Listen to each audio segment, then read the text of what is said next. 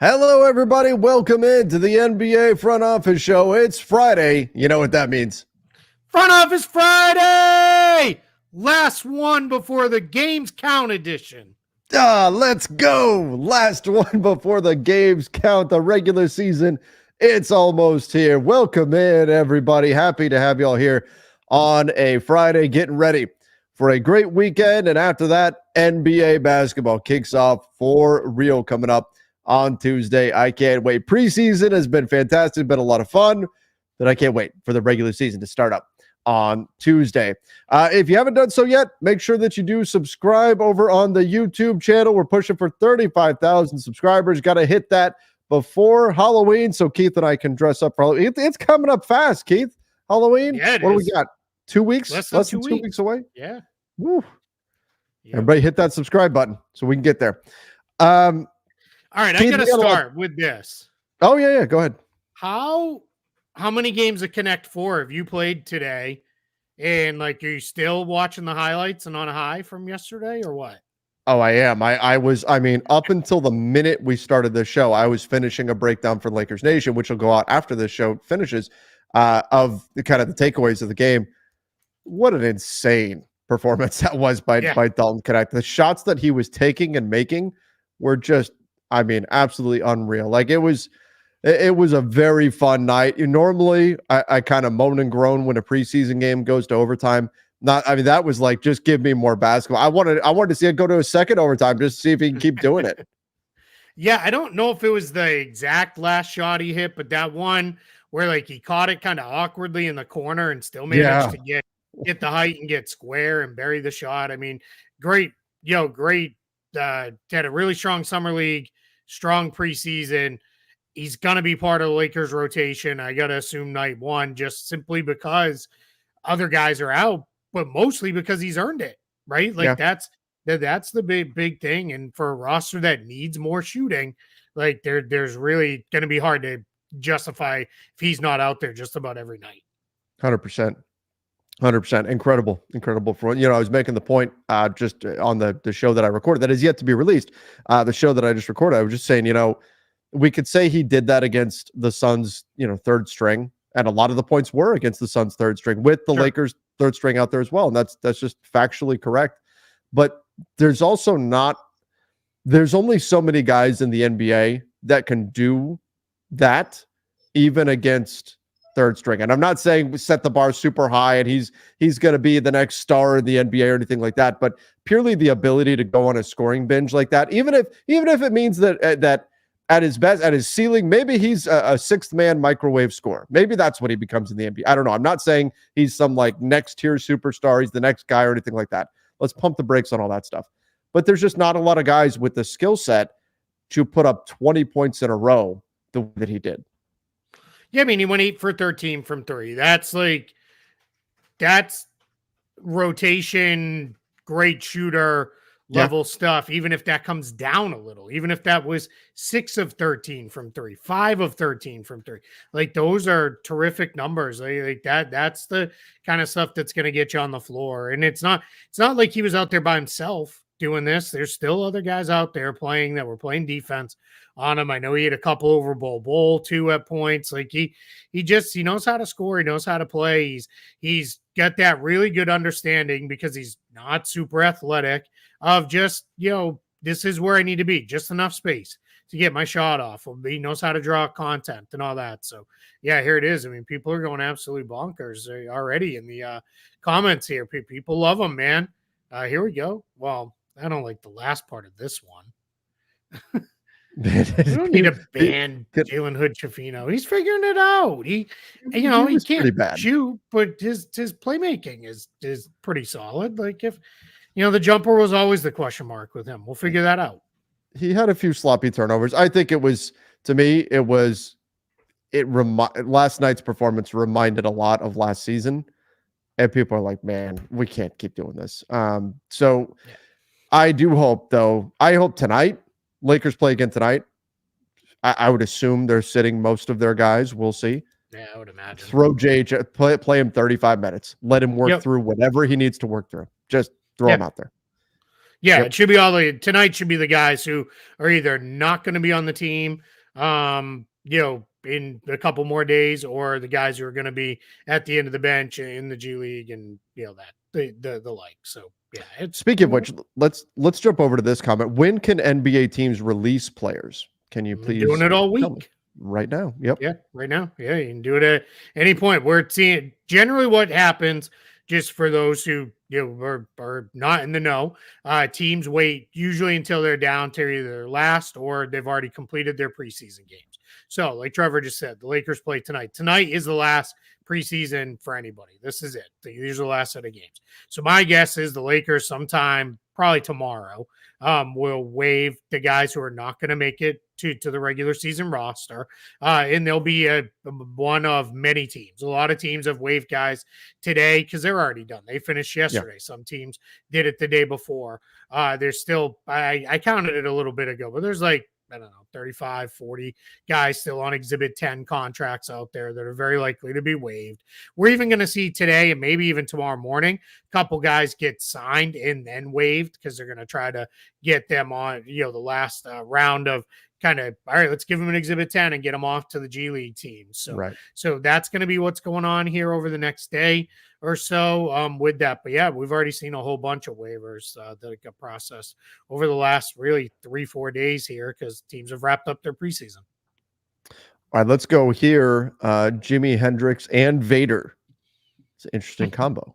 Do you think Pat Riley's comments about Jimmy after last season will drive him to become more available to the team besides wanting another contract? So Pat Riley, just to refresh, I'm paraphrasing, but essentially alluded to the fact that Jimmy Butler is not always on the floor, that he's not available due to injuries and things like that, and that being a factor with how the Heat see Jimmy Butler. And when we're talking about, he wanted a new deal, and there was some talk about, well, maybe he really likes the Brooklyn Nets, maybe he really wants to go before Philly got Paul George, maybe he really wants to go to Philly, all this trying to put pressure on Miami to give him that new contract that he wants. And it was within the last week that Jimmy kind of said, the reality is that no matter what I do, it's not going to change my next contract. I think he just recognizes that given his age and how often he's not on the court, there's probably not a full max deal out there for him. Now, maybe that changes after this season. We'll see. But I don't think it's gonna make Jimmy less available. I think that Jimmy Butler's the kind of guy that would take those comments and be like, you know what? F you. I can play. I'm gonna be out there, and we'll see. We'll see if that's the way it ends up going. But I could see Jimmy, playing more this season than he has in the past, just recognizing that this is what I've got to live down at this point. This is what I have to dispel. Yeah, I'm with you. I don't have a whole lot to add other than, I think he's going to do what he can do and play as much as he can. We talked about this yesterday. There are very, very, very few. And I mean, you're talking less than 5 guys in the league who don't want to play, and don't want to be out there when they can be out there. And Jimmy Butler is not in that group. Pat Riley was right. Jimmy Butler has been not available a lot. And unfortunately, sometimes, like last season, was not available when they needed him most in the playoffs. But it's just how it goes. But again, older player, a lot of miles on him. That's kind of, what you're getting into. I'm with you. I don't think he gets another max contract out of this. But yeah, I mean, I think 60-ish games is probably around where I'd peg Jimmy Butler to play. And the important part is he ready to go in April? That's really all that really matters. I'm not going to stress too much if he's not out there. I think the Heat, we're not doing our standings predictions show today. We're going to do that on Monday. But I've got the Heat like middle of the pack in the East because I just don't trust the availability of some of their key guys. And that's really all it comes down to. There's guys that are going to miss a lot of time for that team, Jimmy Butler included. But if he's there in April, they'll be a dangerous team in the first round of the playoffs. All right, let's go here.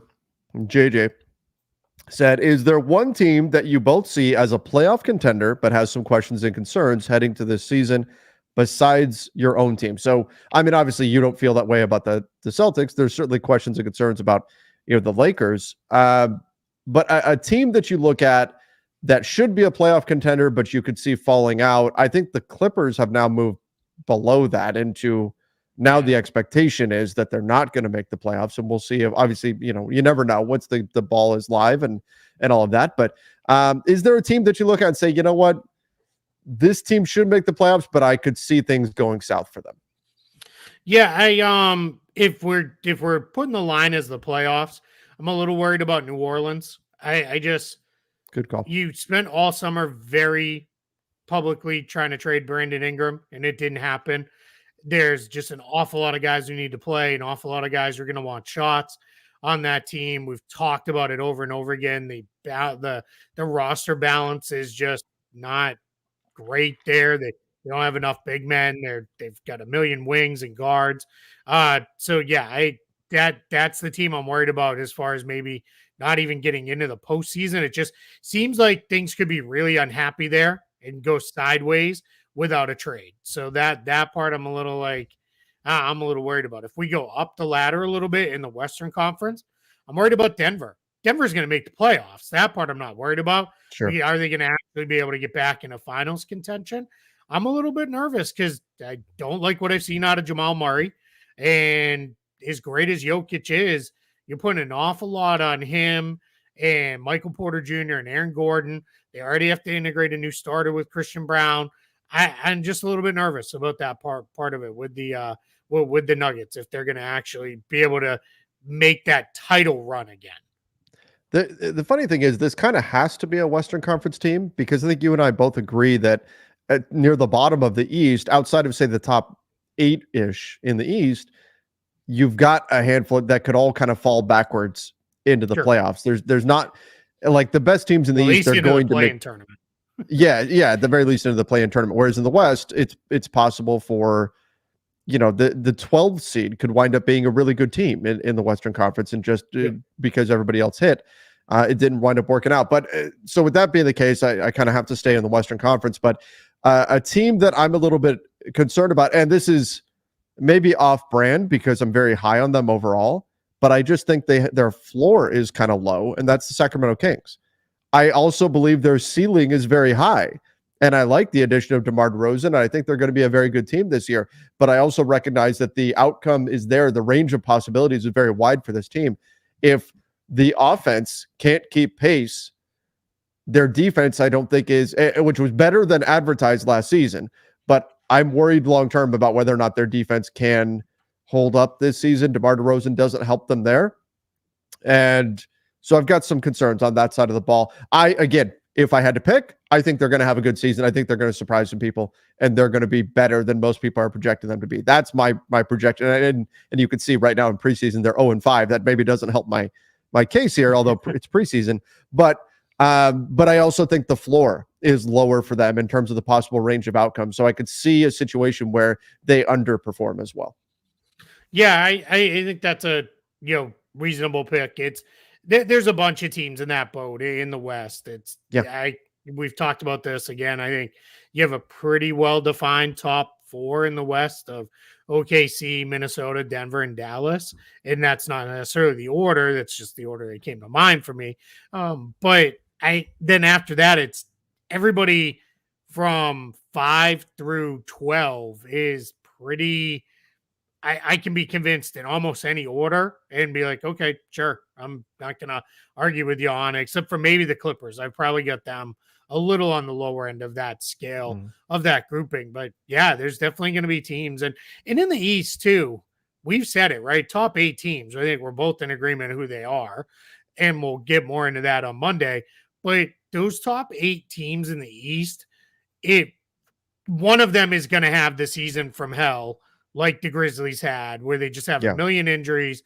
It all falls apart on them, and they're not even a postseason team, because that's just generally kind of how it goes with that. So that becomes the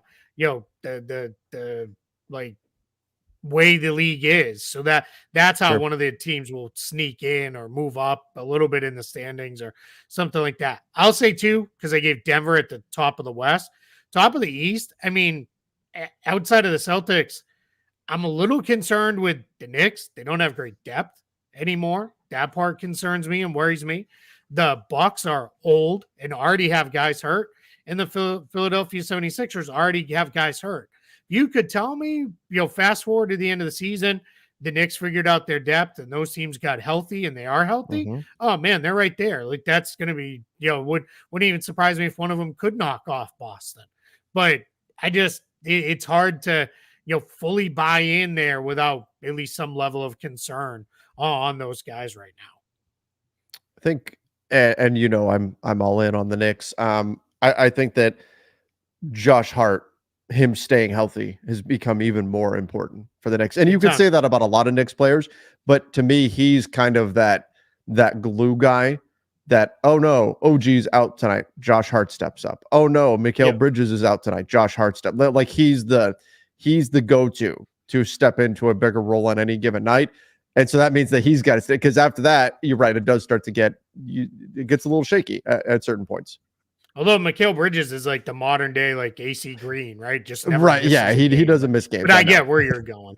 Right. I kind of think I was playing around with this a little bit and looking at, all right, the Knicks, what's their rotation today, which is, it's tough. It's the 5 starters, and then it's Miles McBride and Jericho Sims and Precious Achiuwa is kind of it right now, because Landry Shamet, I think, would have been in there.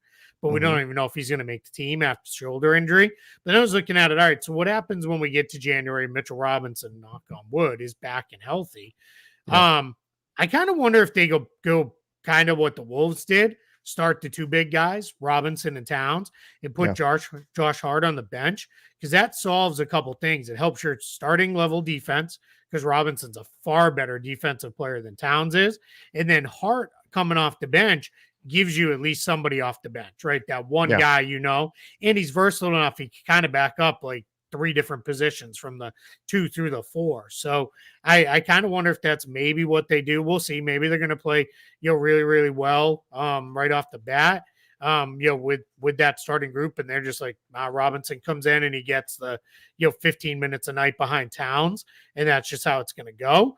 But yeah, I'm curious to see. I mean, I by no means think the Knicks, Sixers, or Bucks are going to be bad. They'd have to have so many injuries each that it completely ruins their season. Like if they're going to be bad, they're going to be like awful, because that's how bad it got.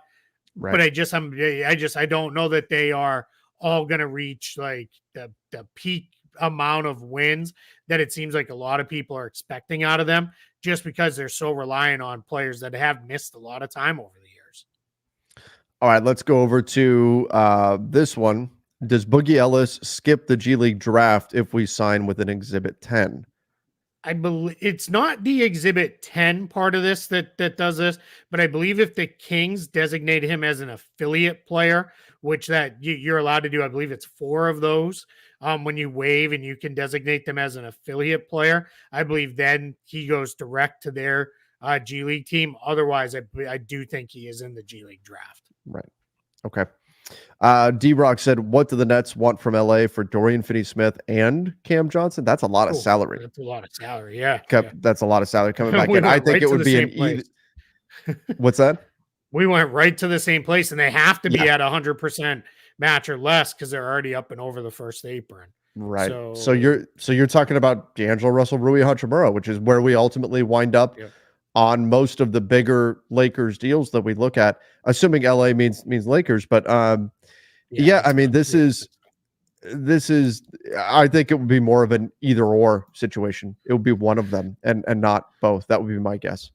Yeah. And there are, so just pulling those 2 guys, they're at 38.5, and Hachimura and Russell get you to 35.7.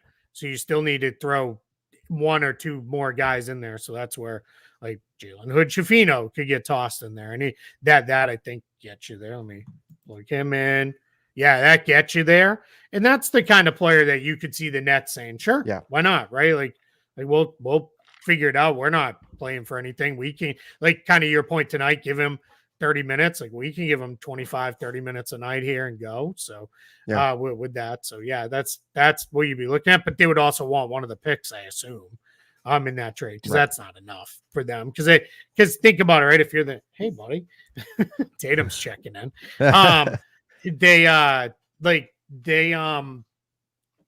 They're not interested in D'Angelo Russell or in Rui Hachimura for any reason They're not beyond long-term they'd pieces have to for them. be Yeah. there. Yeah, exactly. It sounds weird to say this, and by no means am I suggesting Jalen Hood-Schifino is a better player than Russell Hachimura, but he would have a lot more interest to the Nets because of his prospect status and his low Right. contract number than either of those guys. They care more about what the guy's going to be like 3-4 years from now than can this player step on the floor and play for us right away and help us win games, because that's not what they want to do right now.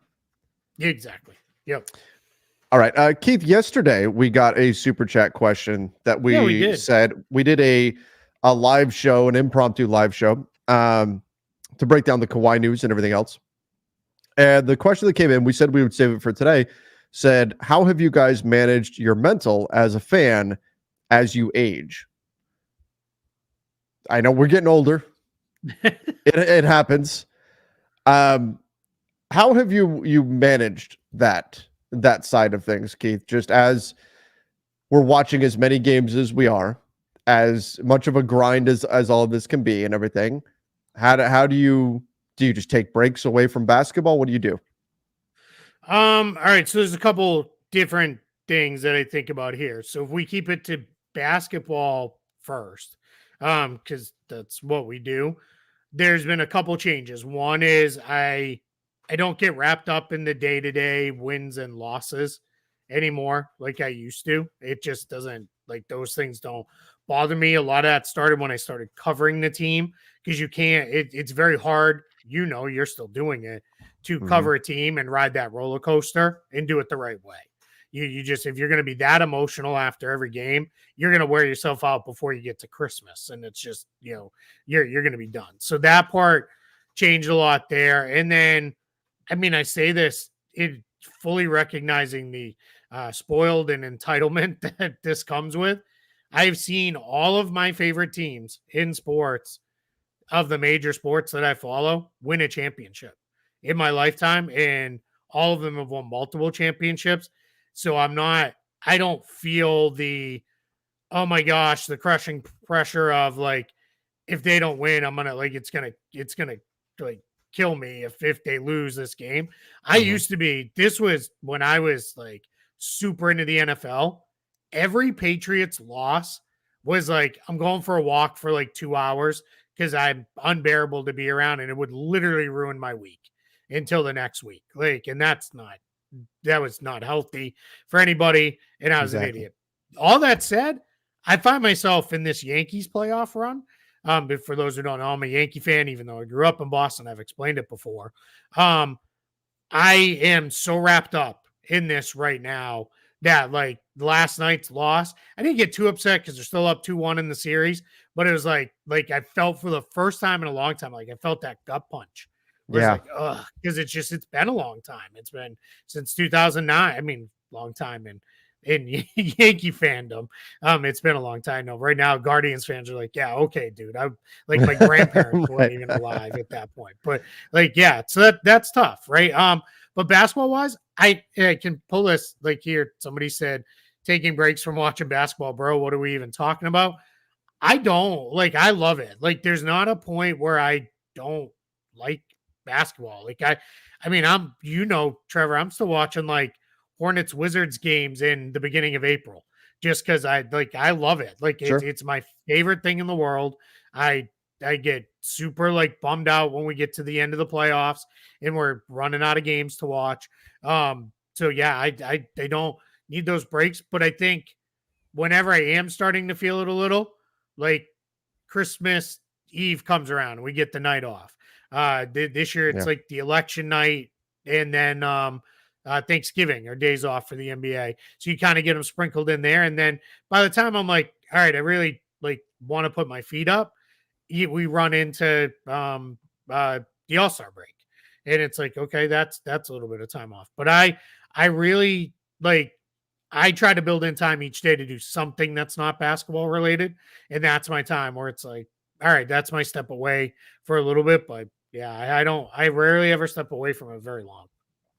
Yeah, so for me, and this is something that it definitely hit me this summer. It was not good this summer. It was just such a just a bad offseason for the Lakers, for the team that I cover on a daily basis, and bad in the sense that there were expectations that they would do certain things, and those things did not happen. And in fact, nothing happened. And so for me, it was every day I'm just getting hit. And I very much have a like with my role with Lakers Nation, I'm like that conduit for the fans, right? I'm constantly connected with fans, and that's what we do. So every single day it was negative, Yep. just getting thrown. And there was a lot of times too where, I mean, talk about shooting the messenger. There were times where it's getting reflected on me and stuff. And I'll be honest, I tend to do pretty well with that. Doesn't bother me or whatever, you know. It got to me. It got to me this summer to the point where there were times where I thought, you know what? As much as I'm wrapped up in basketball and everything, I'm gonna go watch this movie. I'm gonna go do something else. I'm gonna step away for a little bit and kind of reset and come back to it. And that was kind of the first. I think that's the first time since doing this that I've really felt in the last the first 10 time years. since I've been doing this with you. I know. Yeah. I remember we had many conversations, and it got to the point where I didn't even want to watch your like live shows because I was like, this is just a flood of like anger. And I got it, but it's like, man, like you guys couldn't even have like a discussion that wasn't something else, right? You guys couldn't even have like, hey, Dalton Knecht looked pretty good over the summertime. That is not right now, but over the summertime, because it was, but we didn't, when are we going to trade this guy and, cut this guy? And then, of course, that's the nice things that were said. Like people go way further than that. Yeah. And I remember there was a lot of like, it did. I remember seeing a lot of people like Trevor Stop, speaking for the organization. And it's like, all right, like, sure. Oh yeah. And that was it too, was that if I said, as Cedric says, I noticed the content on the channel trended mostly negative too, because it was a lot of negativity out there, and that's kind of what it was. I was getting from all sides. It was, if I said something, hey, I'm optimistic about this player next season, you get this tidal wave of, what do you mean he sucks, and and this is awful, and this is all terrible. And then if I say this is terrible and this is frustrating, I'd have some people say, yes, it is. Thank you for saying. And then I'd have a bunch more people. Why are you being negative? You're supposed to be positive. And anyway, so I tend to not let that kind of stuff affect what I'm saying. I tend to just say what it is that I think and what's going on. But yeah, this was a summer where just in terms of getting through it and all that, and it definitely affected me. And you and I had a bunch of conversations about that. So I definitely tried to step away a little bit when I could. I tried to be a bit more cognizant of shutting down. Whereas in the past, it's just 24/7. I mean, nonstop. I mean, I was on vacation in Tahiti years ago, and I was losing my mind because the Lakers traded for Patrick Beverley, and I wasn't there to cover it and stuff. Like, normally that's how locked in I am on this stuff. This past summer, there were days, and I couldn't do it for a full day because it's still a job. I still got to do it and everything. But there were definitely times where I needed to consciously shut off all of that and focus on other stuff. Yeah. And you have to either consciously, like I said, I build in time every day where I do something different. It's not a long time. It's usually like an hour or so. Like I'll watch TV, like a TV show or something. It's kind of funny because right now my non-basketball thing is I finally broke down and we got Netflix. So I've been watching the Starting Five show, which is basketball, but it's like I'm not doing something with basketball. Like I'm watching something else. But yeah, have you heard me yet? I haven't. Yeah, I haven't. I'm like an episode in. That's it. So, okay, you get a certain number of episodes in. Okay, my voice will suddenly appear on that. Right, I didn't know that was. I didn't know that was going to happen. And then when that got released, suddenly I'm getting all these messages. Dude, you're on this. I'm like, what? Oh, that's okay. Awesome. Like that's pretty cool. I'm excited. Yeah, now I'll be on the lookout for it. Yeah. I'm an episode in like 5 minutes into episode 2. So okay, I did not get very far yet, but that'll be my thing. I'll plow through that and watch it because like that. But like over the summertime, I got super into the Hard Knocks, the Giants offseason one. Yes, that was fun. That one was super cool. And I don't even really watch football anymore. So I became we need that for the NBA. Man, we've been saying it for years. I don't even know how much I would pay for that. If that was a thing, it'd be an amount of money that would probably have me moving into your guest room because I'd be divorced after. So, all right. So that kind of answers that question. You just gotta balance it. I try not to tell people how to enjoy sports other than just don't ride the roller coaster. Know yourself. Like there's just too many games. And if you find yourself getting that frustrated, go do something else. There's not to be gained by getting mad, especially at a game in January. Like it's just, that's that stuff. I want to pull this one up because I can answer pretty quickly. Jacob Talbert says, I'm a law school student, wants to work in the NBA. Any advice for learning contract negotiation strategy / CBA rules? More for the latter part, the CBA rules. And this is something I recommend pretty regularly on here. If you are able to do it, check out Sports Business Classroom. It is going to be one of the best investments you can make. It is going to cost you money. It is fairly pricey, but it is well worth what you pay for it, especially if your goal is to work in or around the NBA, meaning for a team, for an agency, doing something like that. You're going to go, it's in Las Vegas every year during Summer League. It's a week long, like 5 days. You have all these sessions where they're going to teach you the CBA. They're going to run through a bunch of stuff. Then they do like a mock trade deadline period where they're going to have you break up into teams. You're going to negotiate trades and figure out a bunch of stuff. Then you're going to put presentations together. But on top of all of that learning, they bring in people from all over the world of the NBA. So team executives, NBA front office folks, meaning folks who work for the league itself. They bring in a bunch of agents. There's tons of people around the program, and you'll get to network with them, make connections, and all that stuff. They're at, I don't even know what the number is, but it's got to be close to 100 people, if not more, that have gotten jobs almost out of doing it. Now, it's not a guarantee you're going to get a job. You have to go, you have to put the work in, you have to be, a good person, do all your stuff. But that is one of the coolest experiences you can do. Again, it's Sports Business Classroom.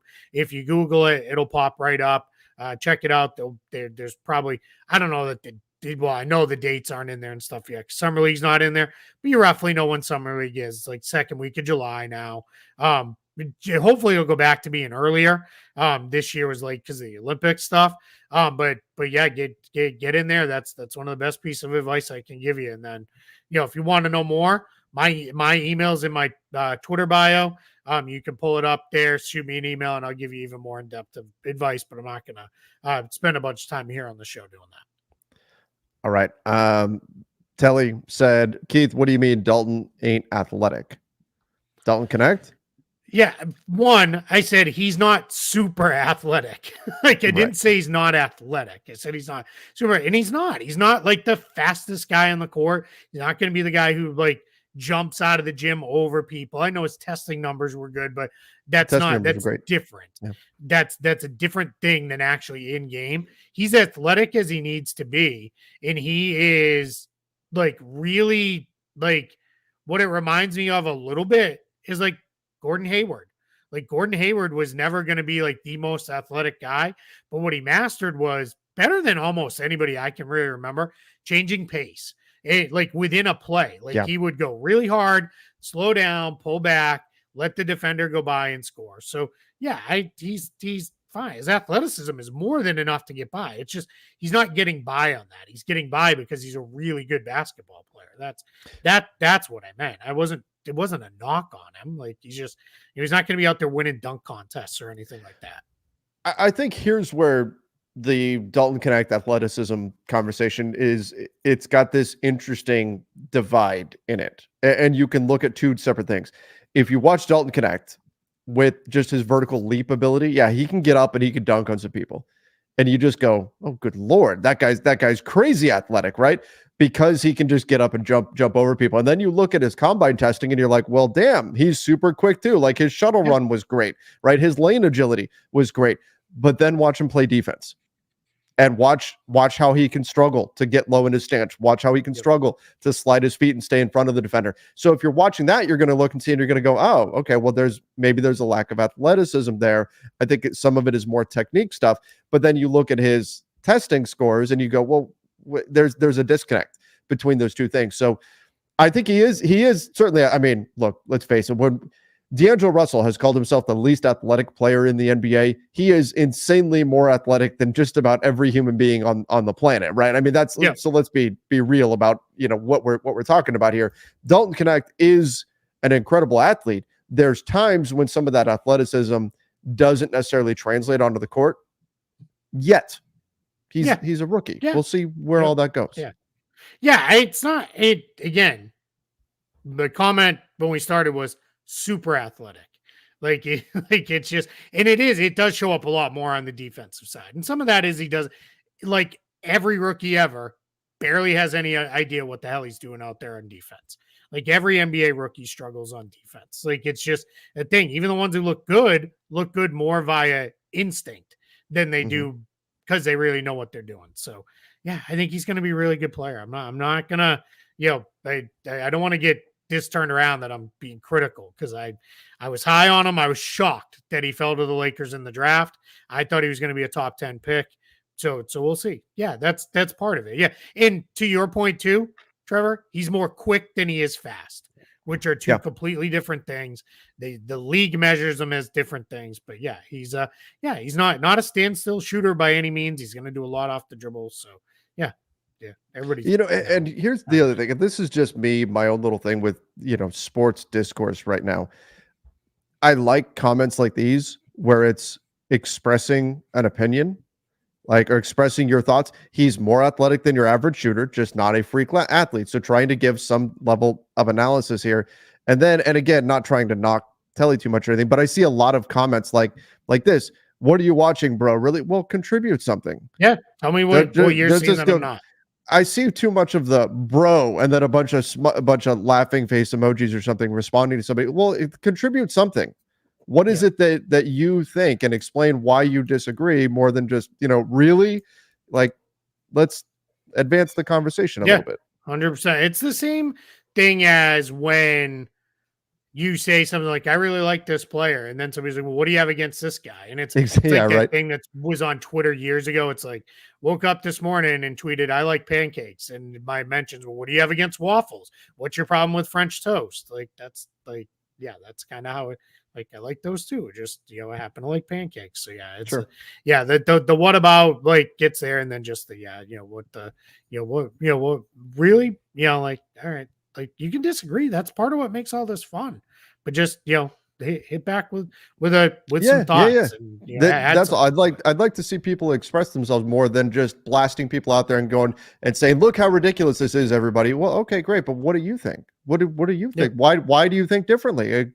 Explain it. And I see too much of that in the discourse right now of just, oh, look how dumb this person is. Okay, well, explain why are they wrong? Explain it. What do you think? Somebody asked, I can't find it now, but is Dalton Knecht more athletic than Luka? Yeah, I mean, I would say. Yeah. Like, I mean, then that's, you don't even need to be that athletic. And Luka's one of the best players in the world. Now there's different forms of athleticism too, right? Like Luka can throw a pass 90 feet and put it right on a guy. Like that, is a form of athleticism. It's, there, but all right. Let's end here. Let me just finish with it. Telly says, having a conversation as men, speak your truth. Oh, okay. But I think you're saying he's not super athletic on the defensive side, then say he's not athletic defensively because offensively he is. Okay, that's great. Like that's what I'm talking about. Like you say, hey, you know what? I think he's offensively he shows the athleticism, but defensively he doesn't. Great. That's all I can ask for in terms of a conversation and going through, what we all think and getting into what we mean by something. And I'm glad there was clarification that was put there. If Keith's going to say he's not athletic or he's not super athletic is what Keith said, explain why you disagree, why you agree, or where you're at. Let me pull this from Craig. Because this is kind of a prevailing thought still in the NBA.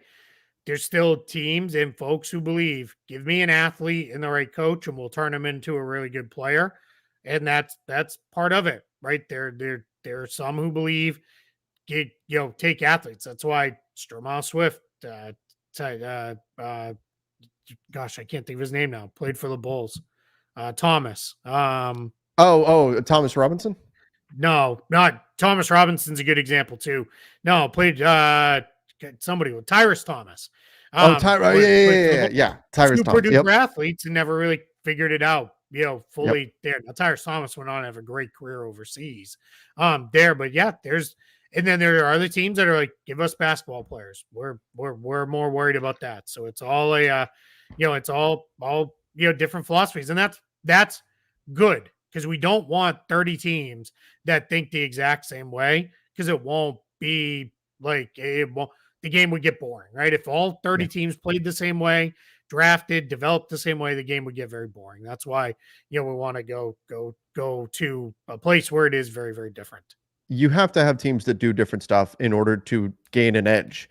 The quote that immediately comes to mind is Moneyball. If we think like the Yankees in there, we're gonna lose to the Yankees out there. They had to come up with something different because you want different philosophies and different takes and all that, and for a variety of reasons. But great scene, by the way, great scene and a great movie. Yeah, absolutely. This will have to be the last one, because I've got to run, unfortunately, to an appointment. But wasn't Giannis more of a raw athlete too than developed? Yes, 100%. Giannis, everything that flashed was physical with him. But John Hammond, who is a big part of drafting Giannis to the Bucks, he talked about this. It was talked about it multiple times. And there's some really great stuff in Marin Fader's book about Giannis, which I can't recommend enough. She also wrote a book about Hakeem Olajuwon that I'm super excited to read. That's just coming out now. But the Giannis stuff, John Hammond, who again drafted him, said you could see he understood not always pick and roll, but he understood angles. He understood this is where I'm supposed to be. And they said what ultimately sold them on him was his work ethic, where it was, I missed a free throw, I'm going to go shoot 100 free throws. And I'm going to try to get better at shooting free throws. And I get it. That's probably still a weakness in his game. We fully understand that, but he spent a lot of time, trying to improve. And that was the thing that really kind of, sold them on ultimately picking him and drafting him, because they're like, the athleticism is going to be, top, 1.01% of the league, 0.99.999%, however you want to call that in the NBA. It's the work ethic that they believe he'd figure out the rest. All right. Well, Keith, I know you got to run, and we're going to head off to the weekend here, but we appreciate all of you for joining us. Don't forget to subscribe to the YouTube channel. Until next time, everybody. See ya and stay safe.